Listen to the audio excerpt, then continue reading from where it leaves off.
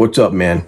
So first, let me say that I pray that all of you are having an amazing week, and even more so that you are actually applying the principles that I've been talking about and that I discussed over the last few weeks.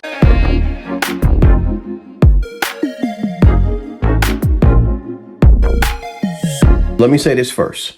Some of you may already get this whole biblical manhood thing. I get that. But what I have personally seen in my sphere of influence, probably over the last 30 years or so, is that there is a lack, especially among us men, understanding what true biblical headship is and what that really entails. You see, all of us can look around us and we can see all the crazy going on in this country. I mean, it's like front and center. Gender confusion, absentee fathers, kids born out of wedlock, and the absentee father thing's been going on forever. So a lot of this crazy could be reversed if husbands and fathers began walking in their God-given calling, what you heard me talk about before, headship. So just to kind of review, last week we talked about men stepping up and leading by love. That was the first point. And even being the initiators in our homes or in our marriages. That was the second point. So leading by love is the first thing, men, that we have to do. It's no secret we struggle in the love department. And if I'm being honest, we all fall really short. When was the last time you showed your wife how precious she was to you? How about your children? Let me remind you of something. Your wife, she's God's daughter. How are you treating his daughter? When was the last time you just encouraged your wife or your children? When was the last time you focused on her and her needs, her thoughts, her desires? When was the last time you just sat and listened without playing with your phones, looking away like we have a tendency to do, or jumping in with your own personal conversation because you want her to hear what it is that you have to say? Remember, leading by love. Love is a choice, guys. It's not a feeling. Having a good marriage is not a choice. It's a series of choices, good choices. I guarantee if your family right now is about to go off the cliff, just know that you can't keep doing the same thing and expect different results. It don't work that way. You can't. If you continue doing what the world does, you will get what the world gets. And what's heartbreaking is many of you claim to be followers of Jesus Christ, yet you don't even follow what he taught all of us to do in his word. Many of us don't even crack open our Bible unless it's Sunday, and many of them don't even do that. And I'm not trying to beat any of you guys up, not at all, because I'm preaching it myself as well. But it's like one of my favorite authors and speakers, Iyanla Vanzant, likes to say. She says, just calling a thing a thing. So last week we discussed leading by being the initiator. So what an initiator does is they take the first step. They make the first move. And here's a hard one for us fellas. You and the wife, let's say you get into a huge argument and you both say something that you know you probably shouldn't have said, something really hurtful to each other.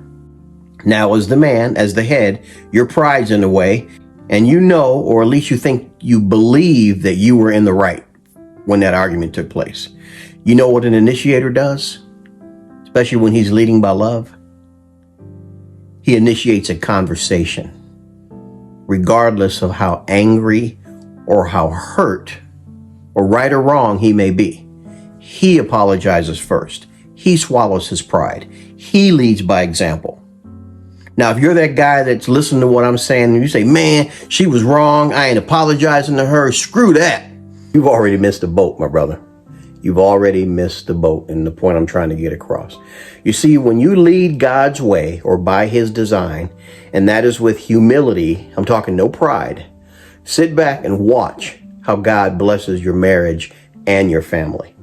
So as we get into this week's message, my prayer is that men all across this globe begin to grasp, understand, implement, and especially walk in their headship calling.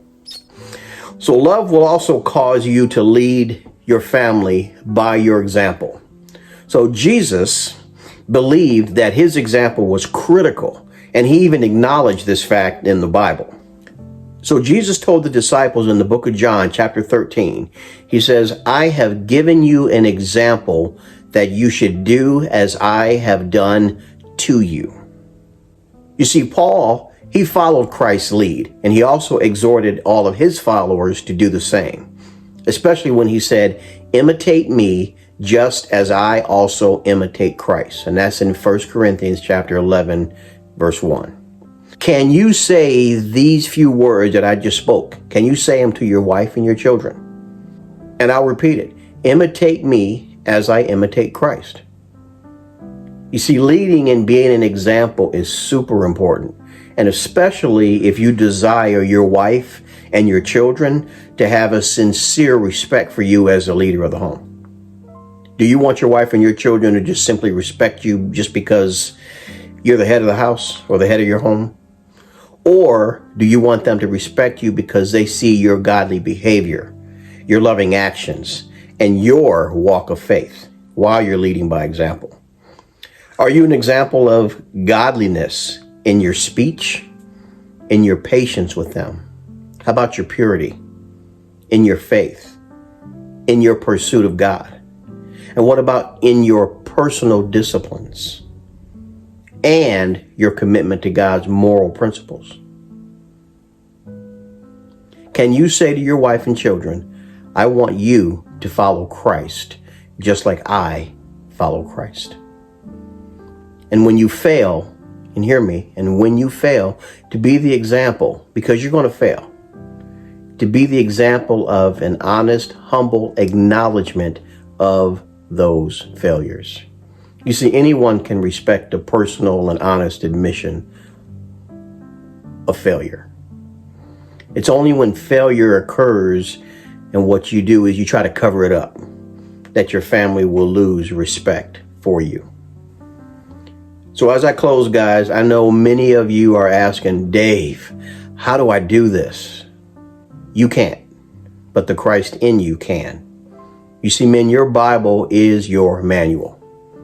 If you're not reading it, studying it, and most importantly, implementing what it teaches us to do, you will never have the success in your home that you're desiring. There's also several books outside of the Bible that I believe can help on this journey because they've helped me, and I'll list a few of them down in the description section. But the Bible has a lot to say about husbands, fathers, leading, and the Bible, honestly, guys, is where you should start. Start with the book of Ephesians, chapter 6, 10 through 18. Also get into 1 Peter 3, 7 and 8. These are good starting points for a solid foundation to build on. And also read James chapter 4. This is where I recommend you start. So, man, I hope this was helpful and that you begin, like I said earlier, to implement these things into your family. The blessings that will come from it. Be sure to subscribe to the channel. Also like this video if you haven't already, and comment because I love answering your questions and also reading your thoughts. Now go lead and love your families.